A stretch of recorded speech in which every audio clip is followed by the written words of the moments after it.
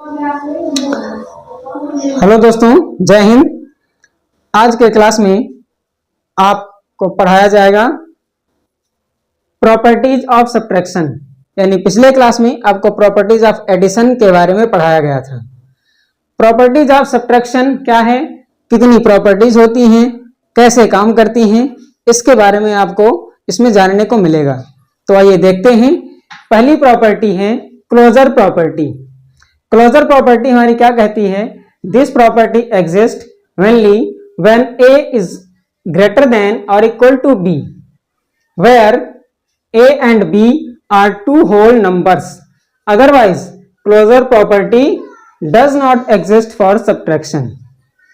इसका मतलब closure property तभी एग्जिस्ट करेगी जब हमारा a क्या होगा, b से ग्रेटर देन होगा, यानी बड़ा होगा। अगर a b से छोटा हो जाएगा तो ये प्रॉपर्टी एग्जिस्ट ही नहीं करेगी। यानी जैसे मान लिया a इक्वल टू 8 हमने रख दिया और b इक्वल टू 5 रख दिया, तो a क्या है, a ग्रेटर देन b। और मान लिया a इक्वल टू 7 और b इक्वल टू 7, यानी दोनों इक्वल हैं, यानी a इक्वल टू b। तो इन दोनों कंडीशन में ये प्रॉपर्टी यानी जो क्लोजर प्रॉपर्टी है ये क्या है, क्या करेगी, एग्जिस्ट करेगी। अदरवाइज अगर a is less than b कर दिया जाएगा, उस कंडीशन में मान लिया a इक्वल टू 5 है और b इक्वल टू 8, इस कंडीशन में जो आपका आंसर आएगा 5 माइनस 8 इक्वल टू -3।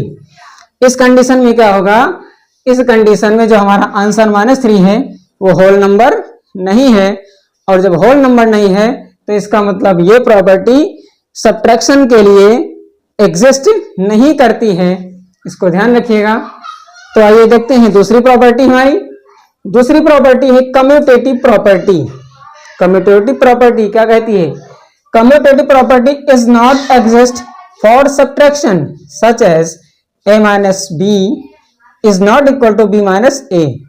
आपको ध्यान होगा, आपने प्रॉपर्टी ऑफ एडिशन में देखा था कि हमारी जो कम्यूटेटिव प्रॉपर्टी है ये रूल इसका यही है कि उसमें सब्ट्रैक्शन एडिशन के लिए था कि a plus b equal to b plus a.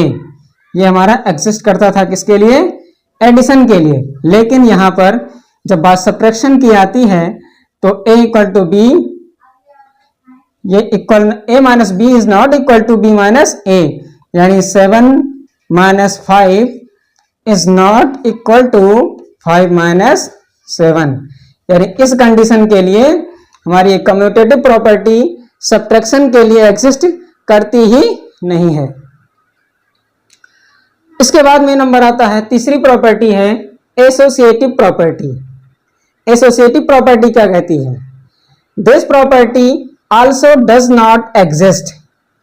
ये प्रॉपर्टी भी एग्जिस्ट नहीं करती है। क्यों नहीं करती है?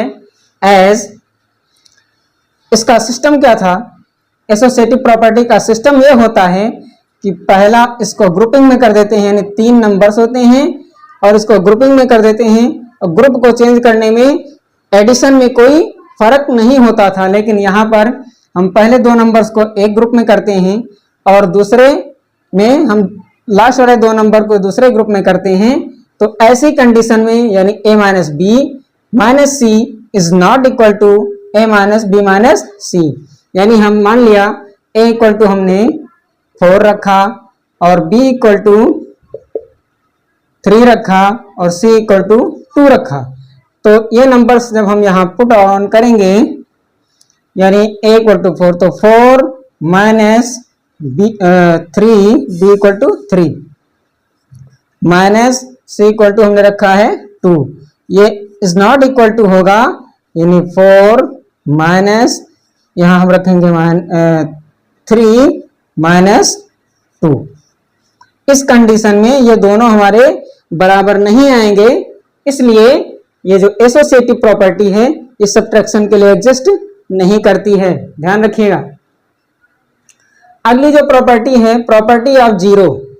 प्रॉपर्टी ऑफ जीरो कहती है if zero is subtracted from a whole number then result is the number itself. यदि 0 को किसी भी होल नंबर से माइनस किया जाएगा तो हमारा रिजल्ट क्या आएगा? जिस नंबर से हम 0 को माइनस करेंगे, सब्ट्रैक्ट करेंगे, वही नंबर ही हमारा रिजल्ट यानी वही हमारा आंसर आएगा। जैसे 1 - 0 = a। मान लिया हमने a को रखा 5, तो 5 - 0 = क्या होगा? 5 होगा। कोई भी नंबर हम रख देते हैं, मान लिया हमने 7 रख दिया, तो 7 - 0 = 7। तो ये हमारी कौन सी प्रॉपर्टी है? Property of 0। तो हमें आशा है कि ये प्रॉपर्टी ऑफ सब्ट्रैक्शन आपको अच्छे से समझ में आया होगा। आप अगर एक बार में समझ में नहीं आता है तो वीडियो को आप रिप्ले करके दोबारा करके उसको देख सकते हैं। जय हिंद।